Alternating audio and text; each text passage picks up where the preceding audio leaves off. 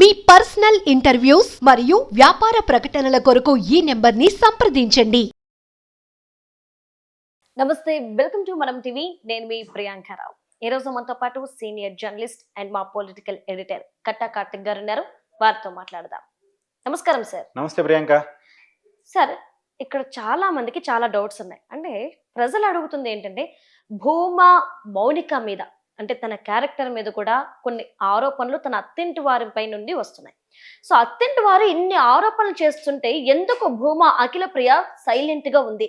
తన చెల్లెల మీద వస్తున్న ఆరోపణల్ని ఖండించడానికి గానీ, దీనికి ఒక సొల్యూషన్ తీసుకురావడానికి గానీ ఎందుకు అఖిల ప్రియ మౌనం వహిస్తుంది? ఎందుకు రావట్లేదు బయటికి?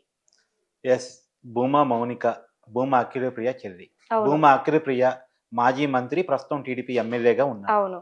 ఆలగడ్డ ప్రాంతానికి సంబంధించిన వ్యక్తి. వాళ్ళ కుటుంబ నేపథ్యం కూడా భూమా నాగిరెడ్డి సుదీర్ఘకాలం రాజకీయాల్లో పనిచేశారు. ఆయన ఎమ్మెల్యేగా, మంత్రిగా పనిచేశారు. శోభా నాగిరెడ్డి, భూమా నాగిరెడ్డి గారి భార్య, ఈ భూమా అఖిల ప్రియ వాళ్ళ తల్లి, ఆమె కూడా ఎమ్మెల్యేగా, మంత్రిగా, ఎమ్మెల్యేగా పనిచేశారు. సుదీర్ఘకాలం రాజకీయాలు వాళ్ళు ఉన్నాయి వాళ్ళకి. అవును. వాళ్ళ కుటుంబానికి ఉన్నాయి. ఫ్యాక్షన్ నేపథ్యం కూడా ఉంది. వాళ్ళ కుటుంబాలతో ఫ్యాక్షన్ నేపథ్యం కూడా ఉంది. మరి ఫ్యాక్షన్ నేపథ్యం ఉంది. రెండోది అఖిల ప్రియ పైర్ బ్రాండ్ కూడా గతంలో అనేక మందిని బెదిరించింది. ఇప్పటికీ చాలా మందితో అమ్మాయి గొడవలు ఉన్నాయి. అలాంటి ఫైర్ బ్రాండ్ అయి ఉండి సొంత చెల్లి మీద ఇన్ని ఆరోపణలు, ఇబ్బందులు పెడతా ఉంటే ఎందుకు కనీసం స్పందించట్లేదు అనే క్వశ్చన్ చాలా మంది నుంచి వస్తుంది. మనం స్పందించట్లేదు అనుకోవటంలో ఒక రెండు రకాలు ఉన్నాయి. స్పందించట్లేదు అనుకోవటానికి కూడా లేదు. ఎందుకంటే బ్యాక్గ్రౌండ్లో సపోర్ట్ చేస్తుందేమో. ఇవాళ భూమా మౌనిక ఇంత గట్టిగా మాట్లాడగలుగుతుందంటే వెనకాల ఉన్నటువంటి ఫ్యాక్షన్ నేపథ్యాన్ని, వెనకాల ఉన్నటువంటి భూమా అఖిల ప్రియని చూసుకొని రెచ్చిపోతుందేమో, గట్టిగా మాట్లాడగలుగుతుందేమో, గట్టిగా నిలబడగలుగుతుందేమో. వెనకాల ఏ సపోర్టు లేకపోతే కొంత భయపడింది కదా.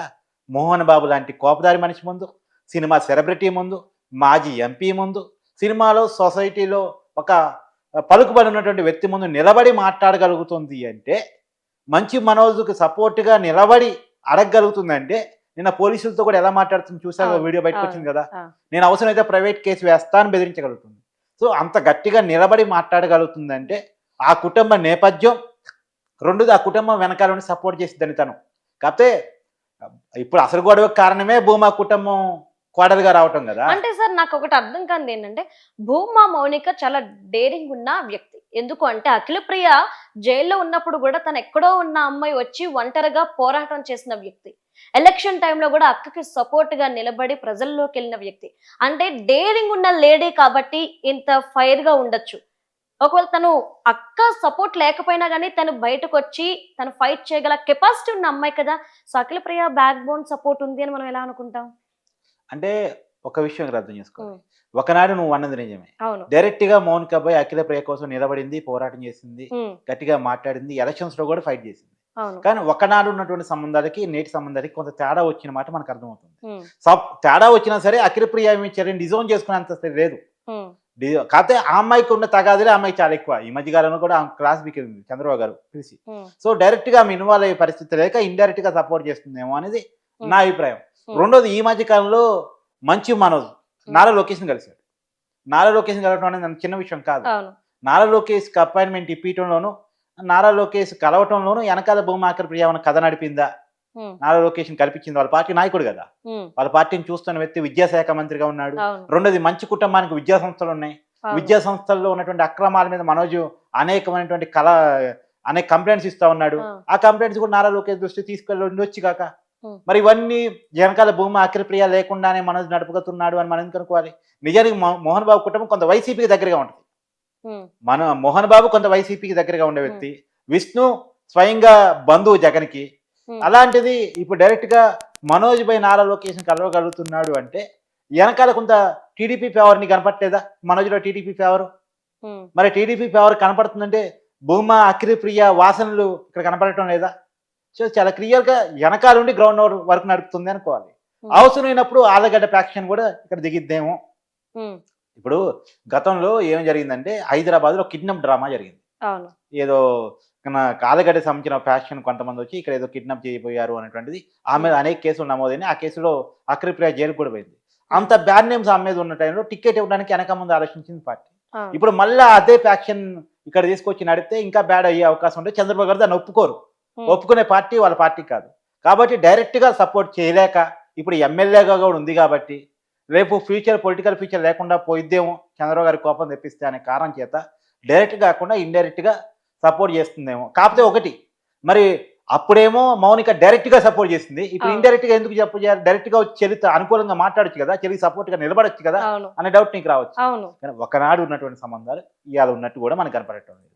కానీ ప్రస్తుతం చూస్తుంటే అంటే సీన్లోకి అఖిల ప్రియ కానీ తన తమ్ముడు కానీ ఎవరు కుటుంబ సభ్యులు ఎంటర్ కాకపోవడం, ఒంటరిగా ఈ అమ్మాయి ఫైట్ చేయడం చూస్తుంటే అనుమానాలు ఎలా ఉన్నాయంటే అఖిల ప్రియ కుటుంబం మౌనికకి దూరంగా ఉందా, వారికి వీరికి సంబంధం లేదా, పెళ్లి తర్వాత విడిపోయారా, ఇలాంటి అనుమానాలు ఎక్కువైపోతున్నాయి. అంటే ఇక్కడ ఒక కారణం ఉంది. నేను పాత వీడియోలో కూడా చెప్పింది ఏంటంటే భూమా ఇంటి అమ్మాయి వాళ్ళ కోడలు కావటం మోహన్ బాబుకి ఇష్టం లేదు. అసలు గొడవ స్టార్ట్ అయిందే ఇక్కడ. అంటే మోహన్ బాబు కుటుంబం నుండి వచ్చిన మనోజ్ ని పెళ్లి చేసుకోవడం మరి ఈ ఫ్యామిలీకి ఓకేనా? అంటే వాళ్ళకు ఓకే, కానీ మోహన్ బాబుకి ఇష్టం లేదు. భూమా నాగిరెడ్డితో ఉన్నటువంటి తగాదరీక్ష మోహన్ బాబు ఈ పెళ్లిని ఒప్పుకోలేదు. నిజానికి మంచి మనోజ్ మొదట చేసుకోవాల్సింది ఈ అమ్మాయినే. కానీ వీళ్ళ ప్రేమను ఒప్పుకొని మోహన్ బాబు వాళ్ళ కొడుకుని గద్దిచ్చి, అతిక్రమ శిక్షణ కదా, గద్దిచ్చి వేరే పెళ్లి చేశాడు. ఆ పెళ్లి పెటాకులైంది. తర్వాత మళ్ళా ఈ అమ్మాయిని చేసుకున్నాడు. ఈ అమ్మాయిని కూడా వాళ్ళ చెల్లి మంచు ప్రసన్న, ఆమె లక్ష్మీ ప్రసన్న, ఆమె తండ్రి నొప్పించేదో అత్యంత రేపటాన్ని తీసుకెళ్ళింది తప్ప అప్పటి నుంచి వీళ్ళ కుటుంబంలో గొడవలు ఉన్నాయి. యాక్చువల్గా ఇప్పుడు మంచి మనం చెప్తుండొచ్చు, అసలు గొడవే ఆ కుటుంబంలో అమ్మాయిని పెళ్లి చేసుకోవడం వల్ల మళ్ళీ ఆ కుటుంబం అంతా ఇన్వాల్వ్ అయితే ఆ గొడవ పెరిగి పెద్ద అయింది, వచ్చే ఆస్తులు కూడా రావు. మీరు ఇండైరెక్ట్ గా సపోర్ట్ చేస్తుంది తప్ప మీరు డైరెక్ట్ గా రావద్దని మంచి మనం అడుగుండొచ్చు కాక అఖిల ప్రియాని. అసలు గొడవే మీ కుటుంబంతో కదా. ఇప్పుడు మంచి మనోజ్కి మంచి మోహన్ బాబుకి పెద్ద గొడవే లేదు. గొడవల్లో ఏంది, మౌనికాని పెళ్లి చేసుకోవడం మీద, మౌనికాని కోడది యాక్సెప్ట్ చేయటం మీద, మౌనికాకి గతంలో పుట్టిన కొడుకుని యాక్సెప్ట్ చేయటం మీద.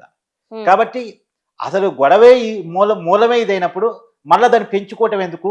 మీరు కాముగా ఉండండి, మా గొడవ ఏదో మేము పడతాము, మా తలకైనప్పుడు ఏదో మేము పడతాము అని చెప్పేసి మనోజ్ ఏమన్నా అఖిల ప్రియకి చెప్పాడేమో అనేది నా భావన.